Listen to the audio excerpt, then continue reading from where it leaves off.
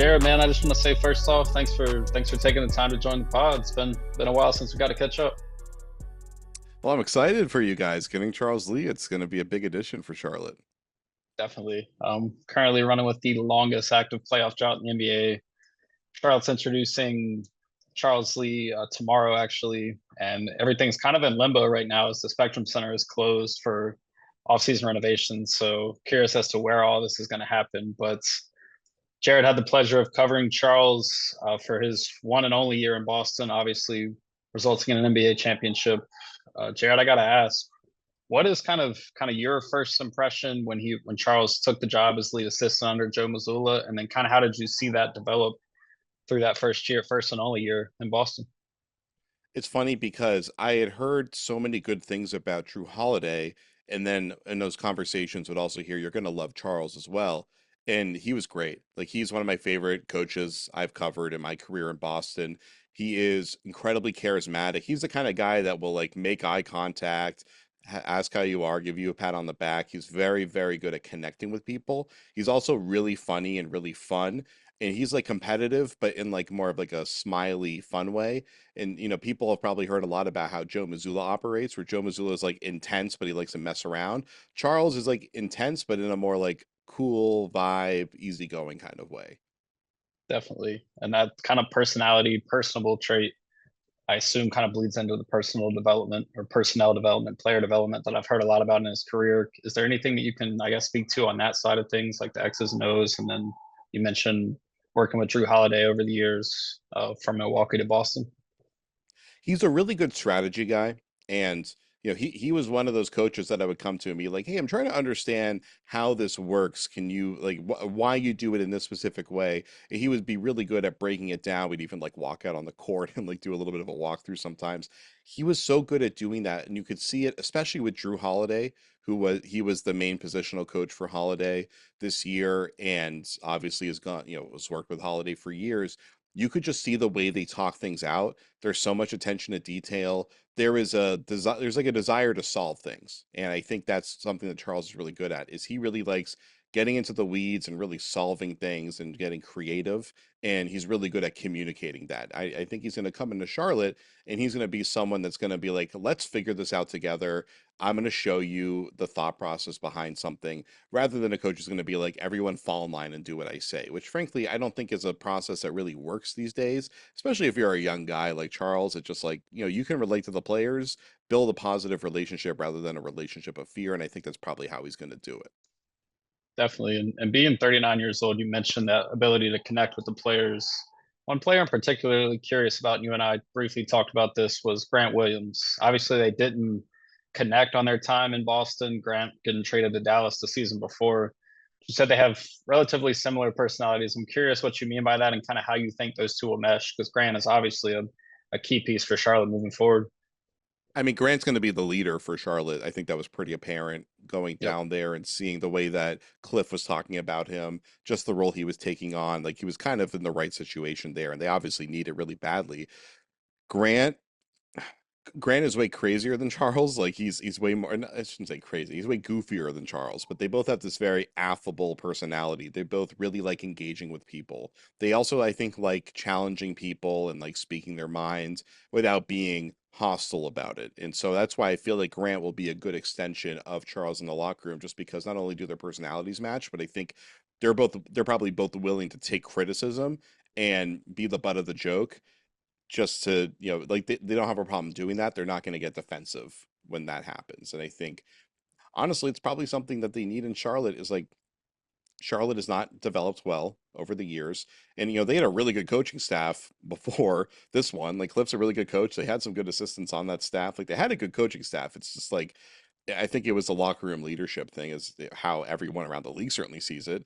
And so now that you have a player in Williams that matches the personality of the coach pretty well, it's like that gives you a good chance of making it happen. But obviously, it comes down to, can they get LaMelo to just buy into being a real professional athlete and leader, and then of course, like, what's Brandon Miller's trajectory. But under Charles, I think they have a chance to build a different culture and give this another year of developing before they start to be like, all right, do we have to move on from LaMelo? Right. Yeah, that's the whole discourse in Charlotte Oh right yeah, now I'm is sure. one superstar. How about two? Is he ever going to play? That's continued. So I think that Charles coming in is huge for them. Obviously, Grant's leadership, and you mentioned kind of the locker room dynamic over the years. I mean, we've seen PJ Washington immediately talking that rise to the top, going to Dallas, making the finals, getting traded halfway through the season. Terry Rozier in Miami. Obviously, like the locker room dynamic has been poor on Charlotte's front in the past few years. I'm curious when you think of Charles Lee, you mentioned the personality. Like, how infectious is he as far as getting a group 12 to 15 guys bought in as far as that goes? I think Charles is probably going to make things fun, and it's I wouldn't know how to solve Charlotte's dilemma, right? Because some of it's just personnel, and then some of it is timing, and some of it is just drafting as well. And so I think you probably want to make a culture where everyone's excited to come into work, and then you don't have to rely on central leadership as much. And Charles seems like a guy that would be right for it just because he has so much fun with it. And frankly, not that I think Cliff operated this way necessarily, but being hard on this team right out the gate, it's like you have two ways you can go with this team. You can either be like, you guys are pathetic, but you're talented and you have a chance to do something here. Let's come out the gate angry, or you can be like, or you can do the fun approach. And Charles seems more geared towards the fun approach. And I don't know how much of a change that would be from the way they operated before, but like they have a chance to get a much younger coach who can relate to them in different ways and make things more interesting. And like they have to find a way to not be reliant upon their stars to drive the culture. And so making things fun just seems like the best way to do that. Definitely. And Charlotte kind of had a small resurgence after the trade deadline last year, getting Grant, getting guys like Seth Curry, Davis Bertans, quite a few different names that actually, Great man. yes, Trey Mann was excellent in his role as well. And then one of the questions I have too, based off that, is with Steve moving into kind of a more advisory role, what in your experience, obviously covering Boston, there's been so much success there. And the alignment of the front office to the coaching staff to the best player on the team that bleeds down through the locker room. Charlotte's getting that kind of alignment now, I believe, getting Jeff Peterson, head of basketball ops. They have a lot of history with Charles from time in Atlanta. How have you seen what Boston has done aligning that front office now with Brad Stevens on down as far as their success continuing on the court? Obviously, they reached the Mecca this year, but as far as the ownership on down. I mean, Boston's dynamic was so unique because you had and Mazzulla was like a Brad and Danny Ainge guy. Like he was someone that they long believed in and brought into the staff. And so when Brad becomes the boss, it's a unique opportunity for Missoula because it's pretty rare that you were on the staff of then the person who's hiring you to be the head guy. That doesn't really, I'm sure it's happened a couple times, but like that doesn't really happen.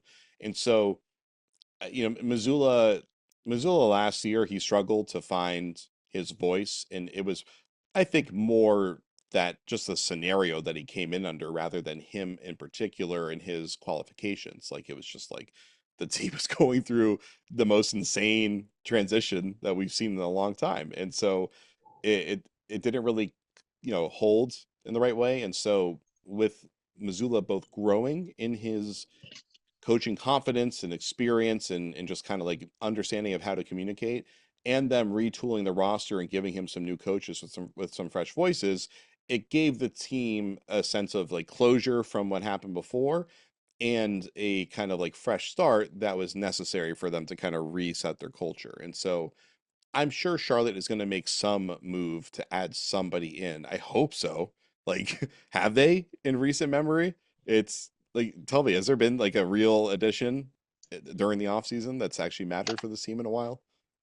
As far as staff, I think there's been, I I mean, meant on the court. oh, well, I would say no. It's Yeah, been tough. I mean, right. Brandon Miller is the hope. You know what I'm saying? So yeah, so you drafted, yeah, they've drafted guys, but like bringing somebody in who can be a leader, like they need to do that. And Grant obviously is part of it, but they have runway on their cap situation to actually make a move, right? So I think you bring in a new coach, bring in a new front office, bring in somebody else who's part of your starting rotation that has real leadership qualities, and that's the recipe for success. And that's what Boston did. You know, they had some change in their coaching staff this year. They brought in Drew Holiday, who is just Drew Holiday is not like a very omnipresent leader. He's just someone who you see the way that he conducts himself and what he's willing to do, and it just not only does it cover for everybody else, but it inspires everybody else to fall in line and respect the role that they're given. And so you kind of you need guys like that so that the younger guys can be like, all right, well, if they're willing to do that and I respect them, then I guess I'm going to do the same. Yeah, I think Charlotte had hoped that Gordon Hayward could be that, but obviously we saw so much on and off the court. And as far as leadership capabilities, I don't think that ever panned out. But yeah, no And you got doubt to be they out there. You got to be out there two. consistently healthy. And Yeah, also, like with Hayward, Hayward didn't fit on court with LaMelo. I mean, it's really right. hard for any other playmaker to fit with LaMelo with the way LaMelo plays, right? So Hayward was good when LaMelo was out, and Hayward is not he's not someone who really takes on a leadership role in the locker room. He kind of quietly goes about his business. Hmm. And so it just but it's like different than with Holiday. You know, I think Hayward just kind of wants to do his job. That's Yep. kind of his approach. And so yeah, they need somebody kind of to do like what Grant Williams is going to do, but somebody in a different capacity because Grant's not going to be carrying the offense and that kind of stuff. Yeah, definitely. I think that's where Brandon is going to take that step as face of the franchise. Him and Lamelo, Lamelo, and this is a point too. Brandon Miller and then Mark Williams showed up at TD Garden a couple of times during the playoff run, most notably with Grant Williams for Game Five, where obviously Boston secured the title. I was curious. There was a video of them kind of celebrating or in the locker room with the team celebrating. Curious as to your thoughts on that. Obviously, it's great to see them supporting their new head coach. You want to see stuff like that from an organization that's kind of at the bottom of the barrel. But just curious as to your thoughts on that overall. Wait, so the Hornets players were in the locker room? I didn't even see that. Well, that's Yes. crazy. Yeah. That's That. insane. I don't think you're Yeah. supposed to do that. Because I remember seeing or hearing someone saying that Grant was like offered a chance to hold the trophy and he declined because it's like, well, it's not my win. I want to wait till I actually hold my own win. So yeah, I respect that. Yeah. Um, yeah, I guess it's so I always love when these coaches bring their players on a field trip. I remember there was a team that did that a few years ago where like they brought the whole team to watch the finals or something like that. It's a good thing to do because you get to when you're around the team and you see them in the back and you just see the way that they interact before they're going in there, seeing the seriousness, the focus, the togetherness, those are the things that I think will have a bigger impact rather than just like sitting in the stands watching the game and seeing how big the game is. Because you could pick up a lot of that stuff from watching on TV. There's a lot of body language stuff and timeout and how they conduct themselves. That's the stuff that you're really going there to see. That's the advantage of being there in person. But I think for those guys, it's probably really it's being in the back hallway and just seeing the mentality that the Celtics are coming into the game with that would be really impactful. Definitely. Yeah. I think Charlotte. I mean, obviously, they definitely have plenty of things to grab from other teams, plenty of things to pick up along the way as they kind of work back to relevance in the NBA. We're talking about the longest playoff drought, so obviously some work to do for the Hornets. I'm curious, just a fun question. Obviously, you got to go to the parade in Boston this past week. What was the best sign that you saw during Oh the man. parade? Um, it wasn't original because the joke's been done, but it was really funny. It was someone had a Deuce has more rings than Embiid sign. That was the one that I remember right Yeah, away. Um, okay, the thing. Oh, somebody had a poster of the town and they put Joe Mazzulla's face on like the bank robber and the nun outfit, and then like like the cut at the bottom of all the different faces of the cast for all the Celtics players. That one was amazing. And then there was one where a woman like had a sign like JT, like let me be your trophy wife, and then she like took a photo of JT holding something and put her own face on it. That nice. was pretty insane. So I think those are probably my three favorites. Yeah, no, that looked like a ton of fun. I want to say this, transition a little bit. Actually, for the listener, I met Jared when Boston came to town. I guess it was the second trip to town this year. That was honestly one of my favorite days. I feel like my claim to fame from my first season covering the NBA was teaching Kristaps Porzingis a word. So that's kind of What'd the you teach top. them? It was cohesive. It was hilarious. It was one of my favorite pressers I I've think I ever been in. remember that. Yeah, I Yeah, remember that. Yeah, KP every once in a while, he's like, "Oh, that's an interesting word. What does that mean?" and he used it like 3 times, and every time you just point at me, I was like, "All right, this is awesome, man."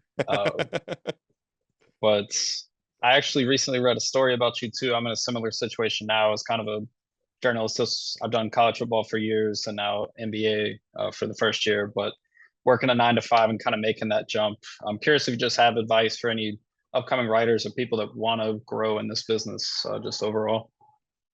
Yeah, it's so you're doing something similar to what I did, where I had a career working for the government throughout my 20s, coming out of college. That's kind of what I thought I was going to do for a living because the idea of being a sports journalist did not seem very viable. And so I was able to work a job that was a steady job so I could pay the bills, have health care, a lot of the stuff that's hard to do when you're trying to break through in an industry like this. And the reason why I thought that was the right way to go, like I have other friends who just went straight for it and they rose faster than I did, and it took me a long time to catch up. But I'm glad I did it the way I did it because I was able to be patient in the way that I tried to pursue journalism and the type of work that I tried to do. And so I didn't, I was desperate to make it, but I didn't have to be desperate in my day to day of like what kind of work I was doing. I got to really do the work that I thought was representative of my talent and of my, well, whatever talent I do have, and like the way that I saw the game and I saw the industry. And so by doing that, I was able to take a more, at the time, unique or distinct approach and viewpoint and focus in on a part of like the coverage space that was underdone at that point. Like there wasn't a lot of film study stuff and X's and O's stuff done at that point. Now there's like kids in college that are doing 5 hour synergy reviews and stuff like that. It's crazy. So the next generation's always getting better and better. But so by doing that, I was able to build a followership that way. And it wasn't even until I was really a full-time journalist that I started doing kind of the more traditional journalism stuff. So I always recommend to people like give yourself stability. You have time. You especially in this industry, like this industry is a nighttime industry. The games Definitely. are at night. A lot of a lot of the action happens at night. So you can work a day job and then do this at night. And if it's something that you really care about, you're going to spend your nights and your weekends working on it anyway. And you just have to have that mindset of like, I'm going to give all of my free time to this. I'm going to limit my social life. I'm going to, my friends and family, I'm going to have to communicate to them that this is something I'm working towards and work around it. And I push myself way beyond my breaking point. And I was telling you before, it's like I was drinking Red Bull every day and I was having heart palpitations basically from it. Like I had to, you have to take care of yourself, but like everything should be balanced in life. And you grind away in your 20s because you have the stamina and you have the blind ambition and you don't have as much responsibility generally. Yep. And that's the time to use it, just kind of put everything you have into it and realize, like all the things you want to do of like going out to parties and, and all this socializing and that socializing. It's like not only will there be time for it down the road and you can get a little bit of it now, but also like it gets better if you do better in life. Like I have way more fun now with the Yeah. circle that I'm around and the opportunities I have than I did when I was younger. Um, so yeah, if you're in your 20s, just so you know, 30s actually isn't as scary as you think. I know I was really depressed when I turned 30. I think was it during the pandemic? Yeah, it was during the pandemic. So my 30th birthday sucks, but it's been up from there. So I'm good now. Absolutely, man. And I'm sure this was had to be, if not the most fun, one of the most fun seasons you've had covering a team this past year. You know, what's funny? It was fun, but it wasn't as fun as some of the other seasons I've been around because I was just talking to one of the players today about this. It went by so fast Hmm. and it was such a smooth season. There was like no drama. Yeah. And there were I just kind of presumed that they were going to win the championship the entire time. And I know after they lost to Denver the second time, that's when I was like, okay, cool. There is this looming tension point coming in the finals because we all presumed Denver was going to make the finals. Hmm. And so once they missed the finals, I was like, oh, Celtics are going to win easily. I thought Yeah. that the Mavs would push them to 6 or 7 games, but Kyrie would play poorly. Luca clearly wasn't 100%, and he didn't play that great. And then the rest of Dallas was just like okay. So Dallas I thought would give them a bigger run for their money, but like the Celtics were just so damn consistent. Yeah, and they built a team that is not really spectacular in any way, but they're very good at everything. yeah, And so they're one of the most well-rounded teams that we've seen in recent memory, and that's why they were able to win. And I think they would have won the championship regardless. I think they would have beat Denver. I think they would have won the title regardless of who they faced. But even with Kristaps Porzingis going down, they never really had to sweat it that much. Like they only lost like 2 games after he got hurt. It was insane. So this yeah, season was a fascinating ending. It was really cool witnessing one of the best or one of the most interesting teams constructed in recent memory. What made it really fun was Joe Mazzulla because mm, there weren't really any players on this roster that were like really fun and exciting. Like at least last year it's like Rob Williams was doing crazy stuff you never seen before. Grant Williams was endlessly entertaining. Marcus Smart is Marcus Smart. He's a show. The Celtics really built a cast of characters that were not really um, over the top or or out of the norm, and so Missoula was the character. Missoula was this fascinating character who does all sorts of interesting stuff, crazy stuff, thoughtful stuff. And so he made going into work, I think, more interesting than anybody else did. Um, but like every year in the past, the Celtics have had some sort of either underdogness to them or some sort of up and down drama that makes the season shocking. And they were so good so early that the shock factor just wore off after a while. And it was definitely a really fascinating year, but it wasn't a crazy year in yeah, the way that there has been in the past. definitely. Yeah, that makes sense. Like I said, with this being my first year, everything was kind of new as far as the NBA went. Uh, Obviously, opposing teams coming to town, superstars you grew up watching, things like that. That was a ton of fun and getting to meet a lot of the NBA personalities, media, things like that. That was definitely a huge learning experience. Obviously, the on-court results weren't that great for Charlotte. A lot of frustrated Steve Clifford post-game pressers, including some where, man, he would just come in and talk for 5 minutes, say everything he needs to say, and then give you that look like nobody has questions, right? All right, and then and then keep it moving. Cliff's great with that stuff.